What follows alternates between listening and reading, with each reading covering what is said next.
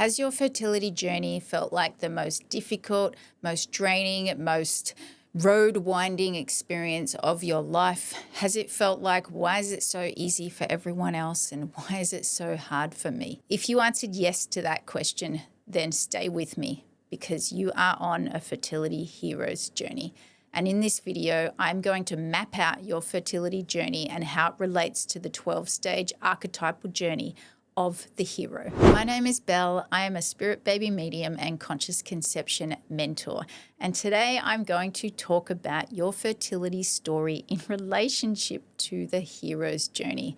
I am a filmmaker. I went to film school. I've made lots of films, and it dawned on me recently that if you find yourself on a long fertility journey, then you are being initiated into the hero of your own story. Your journey to bring your baby earthside has been a catalyst and a calling to become the hero. So I'm going to break down the hero's journey in relationship to your fertility journey, and you can see, know, and feel by the end of this video what stage you are at in your own hero's journey. So let's begin. Stage 1 of the hero's journey is the ordinary world. It's the ordinary world that you live in. It's the world where you go to work, you spend time with your family, your partner, your husband. It's the everyday 3D reality. It's how you live your life day in and day out. Stage number 2 of the hero's journey is the call to adventure. So your call to adventure on your fertility journey is when you decide to have a baby. You're living in your ordinary world and you're like, oh, let's have a baby. Let's get pregnant. You have this inkling and this urge to begin the fertility journey. Only at the time, you don't know that it's going to go for so long, and you don't know that it's going to take all these trials and tribulations. You just think you're going to decide to get pregnant and have a baby. But that doesn't turn out to be the case. Stage number 3 is refusal of the call. This is when it doesn't happen as quickly as you thought that it would, and you start asking yourself questions. Maybe I'm too old to be a mum. Maybe I've left it too late. Maybe I'm broken. Maybe something's wrong with me. This is where Dr. Google comes in. You start Googling possible side effects and symptoms and egg qualities and all the things that happen when it doesn't happen as quickly as you thought it would. You start looking at possible ways to investigate why it's not happening so quickly. Stage number 4 is meeting a mentor. So potentially you tried a lot of things in stage number 3 when it wasn't happening so quickly, and you decide, okay, maybe I'll bring in a mentor. And for many of you watching this, it might be a spirit baby communication or a psychic. It could be a naturopath, a herbalist. So you bring in a mentor that helps guide you on the next stage of the journey. And for many of my one-to-one clients, it's when I come in and we start talking about spirit baby communication, and we start opening our hearts and our minds to a different way of being. And in my fertility journey, I met Kate Street. I had been on the journey probably for around 4 or 5 years before I got to this point of stage 4. And I had tried all the detox protocols, the diets, the supplements, and it didn't work for me. So I started thinking, okay, maybe my baby wants another way to be born. So this is when the mentor comes in. This is when you start thinking outside of the box and looking at other ways to conceive. For some women, it could be this is when you bring on a doctor or a gynecologist. This is when you go along the path of IVF. For every woman, it's going to be a little bit different, and it's for you to decide and know where you are on the journey. Stage number 5 is crossing the threshold. This is where you fully commit. In my case, it was when I decided, okay, all of this detox protocols, diets not working. It's when I committed to spirit baby communication and really opening my heart and soul to a different way of being. For some women, it's making a decision to do IVF. So it's crossing the threshold and doing things a little differently than the way you did before.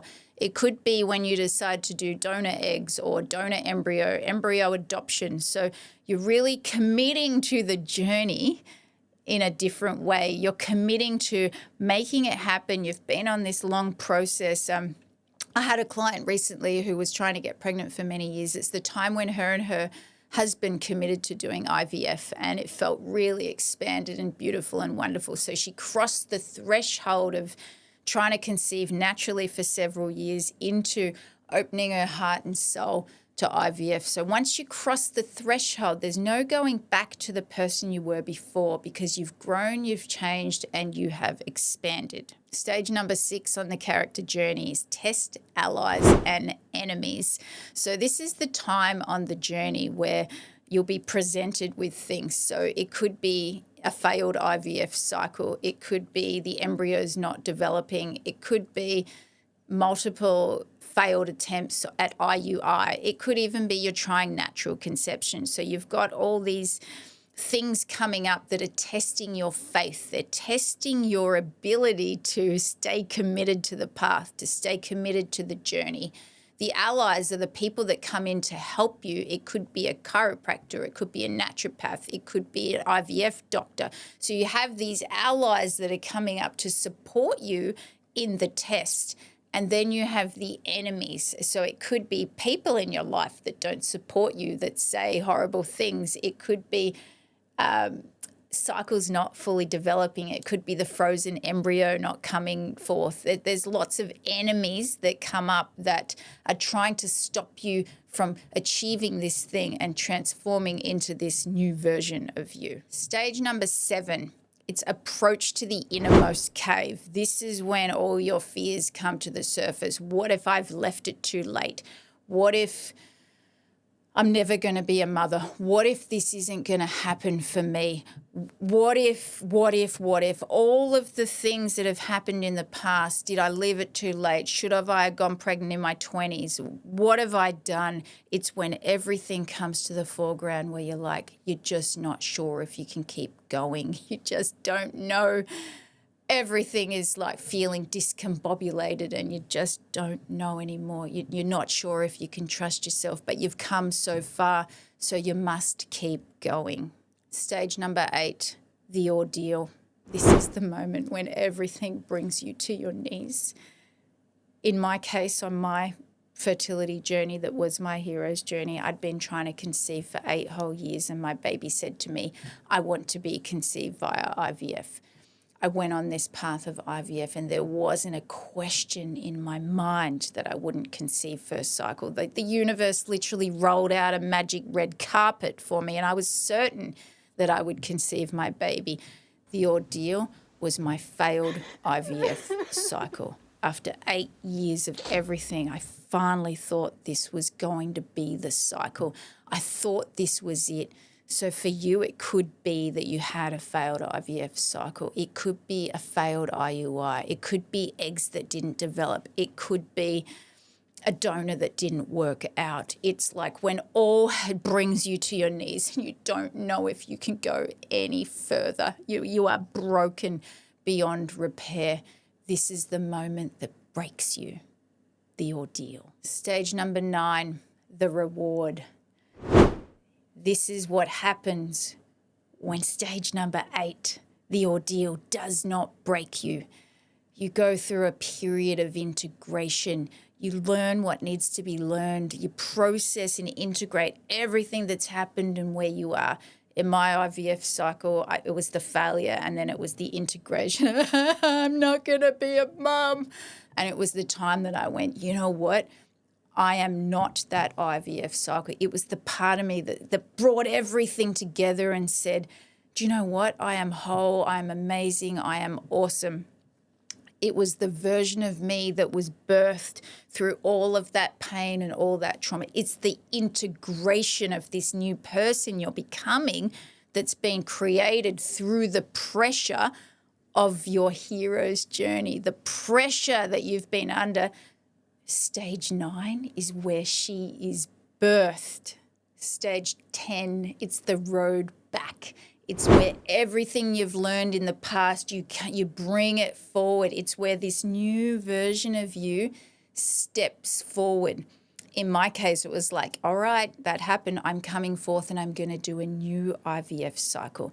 I had another client recently and she had a failed IVF cycle and it was like her 6th failed cycle, and it was the road back was when she decided to do donor eggs. Everything else would have been an absolute no for her, but this version of herself that came forth that said, I'm going to do donor eggs, and she was excited and expanded about it. So it's the person that you bring forth, the road back, the resurrection back to you and back to your journey and your commitment to bring this baby through. Who have you become? She's now present and ready. Stage 11, the resurrection. Whoa! She is birthed. This new version of you is birthed. And in my case, this was when I went on my second IVF cycle and I only got one egg. And the clinic told me not to be like negative, well, really negative, and told me not to get all excited. But prior to that IVF cycle, I had a dream, and I've shared this before in many of my other videos, so I won't go over, but I had a dream where I was in my womb with my son, and my son called out. We were in my ovaries, and, all these eggs were swaying around, and my son called out, who wants to be me? And this one golden egg rose up out of my womb, out of my ovaries, and this one golden egg rose up, and my son was like, Mama, that's going to be me. So when I did my IVF cycle and I only had one egg and they were very negative, I knew that that was my one golden egg, and I knew that was going to be my baby. That was my resurrection moment. That was the woman who returned new and brand new and integrated. The resurrection. No one could sway me from my knowing that my baby was here. That's the resurrection of you, the new you are birthing. And the final stage on the character arc is the elixir, returning with the elixir. In my case, it was getting pregnant with my beautiful baby boy at 41 years old, and everyone told me that I wouldn't be able to. For 8 years, I was knocked down. I was pushed down and told you won't be able to conceive. My elixir was conceiving, birthing my baby, but not just that. My elixir is a result of that journey, and I now sit here before you making this video. My fertility journey, my hero's journey, was a catalyst to awakening so that I could now sit here before you and make this video for women who are further down the line than I was. My elixir was returning with my baby as a new version of myself so that I could serve humanity.